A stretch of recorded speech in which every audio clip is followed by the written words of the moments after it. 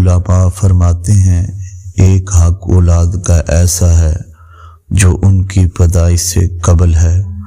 عرب کا ایک بہت بڑا دانشور ابو اسود الدویلی ایک دن اپنی اولاد کو کہنے لگا انی آسنت لکم صغاروں و کباروں و قبل ان تولدوا، میرے بیٹو میں نے تمہارے اوپر احسان کیا جب تم چھوٹے تھے، جب تم بڑے ہوئے، اور اس وقت بھی میں نے تمہارے اوپر احسان کیا جب تم ابھی پیدا بھی نہیں ہوئے تھے۔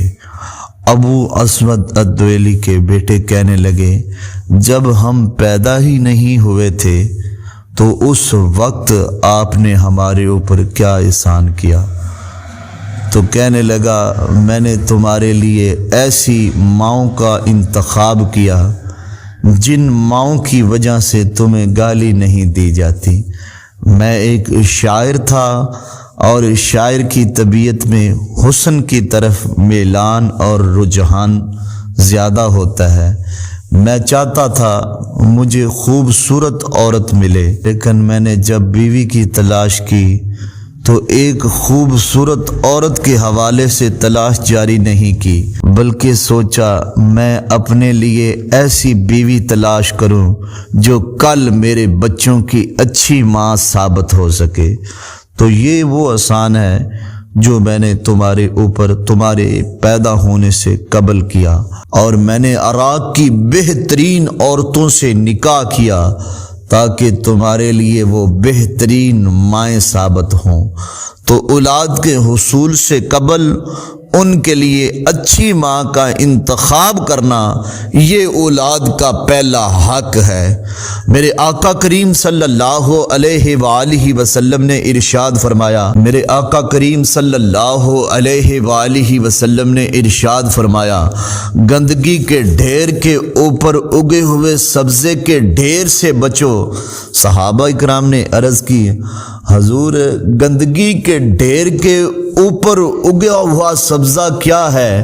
میرے آقا کریم صلی اللہ علیہ وآلہ وسلم نے ارشاد فرمایا وہ ایسی عورت ہے جو برے گھر میں ہے لیکن حسن و جمال میں بہت آگے ہے، اور تم اس کے حسن و جمال کی وجہ سے اس کو اختیار کر لو، لیکن اس کا حسب و نسب ٹھیک نہ ہو، چونکہ اس نے تمہاری اولاد کی تربیت کرنی ہے، وہ تمہاری اولاد کی اچھی تربیت نہیں کر سکے گی۔ اس لیے فرمایا گندگی کے ڈھیر کے اوپر اگے ہوئے سبزے سے اجتناب کرو اور پرہیز کرو۔ ایک اور روایت میں ہے شادی کے لیے عورت کے انتخاب میں دینداری کو معیار بناؤ، تو اپنی اولاد کے لیے ان کی پیدائش سے قبل اچھی ماں کا انتخاب کرنا یہ مستحب ہے، اچھی ماں کا انتخاب کرنا یہ مستحب ہے۔ آپ نے علماء کی زبان سے کئی مرتبہ یہ واقعہ سنا ہوگا۔ حضرت عمر پاک رضی اللہ تعالی عنہ گشت کرتے رہتے، لوگوں کے حالات معلوم کرتے رہتے۔ ایک دن ایک عورت اپنی بیٹی کو کہہ رہی تھی کہ دودھ میں پانی ملا دو، تو بیٹی نے کہا امیر المؤمنین کا حکم ہے کہ دودھ میں پانی شامل نہیں کرنا۔ کہا امیر المؤمنین کب دیکھ رہے ہیں؟ بیٹی کا جملہ سونے کے پانی کے ساتھ لکھنے والا ہے۔ کہا امیر المؤمنین نہیں دیکھ رہے، رب العالمین تو دیکھ رہا ہے۔ تو اس بیٹی کی یہ ادا حضرت عمر پاک رضی اللہ تعالی عنہ کو پسند آئی، اور اس بیٹی کو پیغام نکاح بھیجا اپنے بیٹے حضرت عاصم رضی اللہ تعالی عنہ کے لیے۔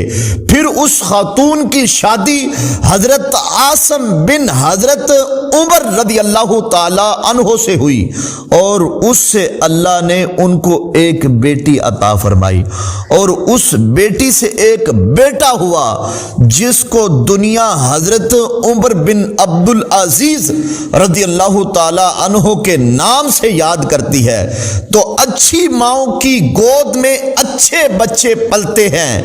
اس لیے والدین کے جو فرائض ہیں ان میں سے پہلا فرض اور اولاد کے حقوق میں سے پہلا حق یہ ہے کہ اپنی اولاد کے لیے اچھی ماؤں کا انتخاب کیا جائے کہ عورت سے نکاح 4 وجوہات سے کیا جاتا ہے، اس کے حسن کی وجہ سے، اس کے مال کی وجہ سے، اس کے حسب و نسب کی وجہ سے، اس کے دین کی وجہ سے۔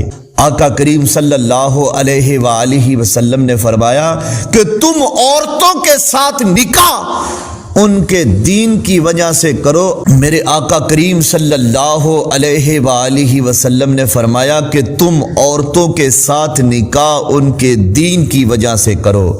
اگر مائیں دیندار ہوں گی تو کل بچے بھی دیندار ہوں گے، اور اگر مائیں دین سے بیزار ہوں گی تو بچے بھی دین سے کوسوں دور ہوں گے۔ اس لیے اپنی اولاد کا پہلا حق یہ ادا کرو، اپنی اولاد کے لیے اچھی ماں کا انتخاب کرو۔ جب اللہ اولاد کی دولت سے مالا مال کر دے، بیٹی ہو یا بیٹا ہو، دونوں اللہ کی نعمتیں ہیں۔ بیٹا بھی اللہ کی نعمت ہے اور بیٹی بھی رحمت خدا بندی ہے۔ بیٹا نعمت ہوتا ہے اور بیٹی نعمت خدا بندی ہوتی ہے۔ کسی پر منہ نہیں بسورنا چاہیے۔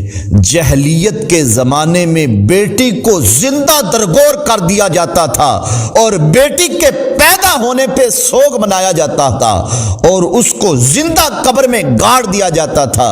میرے آقا کریم صلی اللہ علیہ وآلہ وسلم نے گئے گزرے دور میں کلمۃ الحق بلند کیا۔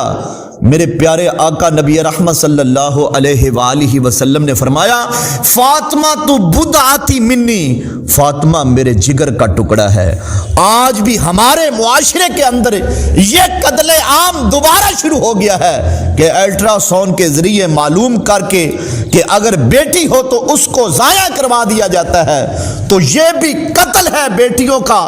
زمانہ جہلیت کی طرح بیٹی ہو یا بیٹا ہو، دونوں اللہ تعالیٰ کی رحمتیں ہیں، دونوں پر اظہار مسرت کرنا چاہیے، مبارکباد کا پیغام دینا چاہیے اور خوشی کا اظہار کرنا چاہیے۔ اور جب بیٹا یا بیٹی پیدا ہو تو سب سے پہلا حق یہ ہے کہ ان کے کان کے اندر اذان کہی جائے۔ دائیں کان میں اذان کہنا اور بائیں میں اقامت کہنا، نماز والی اذان اور اقامت کہنا یہ مسنون ہے۔